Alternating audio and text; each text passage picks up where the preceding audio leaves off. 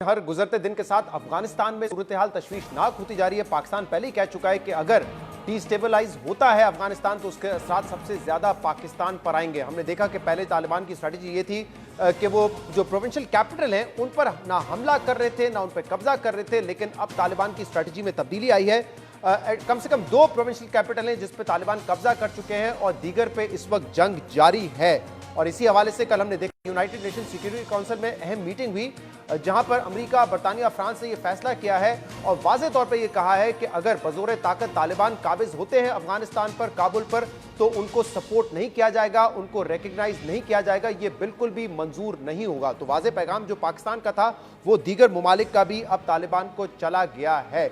इस मीटिंग में, United nation security council की मीटिंग में पाकिस्तान को नहीं बुलाया गया था और इसकी क्या वजह है ये भी हम जानेंगे। हमारे साथ मौजूद है साबिक सफीर मलिया लोधी साहबा। मलिया साहबा, बहुत बहुत शुक्रिया वक्त देने के लिए। हमने देखा कि जब इनखला शुरू हुआ है यूएस फोर्सेस का, नेटो फोर्सेस का, तो तालिबान बड़ा तेजी से आगे बढ़ रहे थे, लेकिन उस वक्त उनकी हिकमत अमली ये थी कि जो प्रोविंशियल कैपिटल है उस पर वो कब्जा नहीं कर रहे थे। लेकिन अब हिकमत अमली में तब्दीली आई है, यूएस ने एयर स्ट्राइक्स किए हैं और तालिबान प्रोविंशियल कैपिटल्स में भी कब्जा कर रही है। अगले 3 हफ्ते जब इनखला की डेट करीब आएगी, क्या लग रहा है आपको, क्या होने वाला है? शहजाद, इस वक्त जो ज़मीनी हकायक हैं अफ़गानिस्तान में, वो बहुत ही तेज़ रफ्तार से बदल रहे हैं। जैसे कि आपने कहा, 2 प्रोविंशियल कैपिटल्स भी उनके कब्ज़े में आ गए। आधे से ज़्यादा जो डिस्ट्रिक्ट्स हैं अफ़गानिस्तान में वो भी तालिबान के कब्ज़े में हैं। तो मेरा ख़्याल है इस वक्त हम अगर देखते हैं सफारती कोशिशों को, तो वो तो बहुत ही पीछे रह गई हैं इन ग्राउंड रियलिटीज़ के, और जो मिलिट्री गेन्स तालिबान कर रहे हैं। तो जैसे कि आपको मालूम है कि कल यूएन सिक्योरिटी काउंसिल की भी एक मीटिंग हुई जिसमें कि आप ये कह सकते हैं कि बैनुल अक़वामी कम्युनिटी की तरफ से बहुत तशवीश का इजहार किया गया, बहुत कंसर्न का इजहार किया गया। जहाँ तक पाकिस्तान का तल्लुक़ है, ज़ाहिर है पाकिस्तान बहुत ही इफ़ेक्ट होगा अगर अफ़गानिस्तान जो है वो सिविल वॉर की तरफ जाता है। देखें, 2 ही रास्ते रह गए हैं। एक रास्ता है मुज़ाकरात का और दूसरा रास्ता है मिलिट्री विक्ट्री का या मिलिट्री ऑप्शन का। तो अब लगता ये है कि तालिबान जिस किस्म के मिलिट्री असॉल्ट्स कर रहे हैं, तो लगता ये है कि वो मिलिट्री ऑप्शन इस वक्त तो यही एक्सरसाइज कर रहे हैं। तो ये बताइएगा, कल जो मीटिंग हुई है यूनाइटेड नेशन सिक्योरिटी काउंसिल, जहां पे तमाम बड़े ममालिक ने ये कहा है, पैगाम बड़ा वाज़ेह है कि अगर बज़ोर ताकत कब्जा होता है अफगानिस्तान पे तो वो कबूल नहीं किया जाएगा, रिकग्नाइज नहीं किया जाएगा तालिबान को। तो फिर आपको लगता है कि कोई और ऑप्शन मौजूद है क्या? इतने शॉर्ट टाइम में कोई मुज़ाकरात हो सकते हैं या तालिबान के पास जो ऑप्शन है बाय फोर्स मिलिट्री एक्शन का, उसी पर वो डटे रहेंगे? शहजाद, 11 अगस्त को दोहा में एक्सटेंडेड ट्रोइका की मीटिंग है। एक्सटेंडेड ट्रोइका में अमेरिका, रूस, चीन और पाकिस्तान शामिल हैं। और उससे एक दिन पहले 10 तारीख को दोहा ही में जो अफ़गानिस्तान के मुख्तलिफ और हमसाए हैं और यूनाइटेड नेशंस, उनके दरमियान भी एक मीटिंग होगी। मैं समझती हूँ कि इन 2 सफारती कोशिशों का मकसद यही है कि दोनों जो फरीकैन हैं अफ़गानिस्तान में, उन पे ज़ोर डाला जाए, प्रेशर किया जाए कि अब जो थोड़ा बहुत टाइम बाकी है उसको इन लोगों को उस तरफ लेके जाए, मुज़ाकरात की तरफ लेके जाए।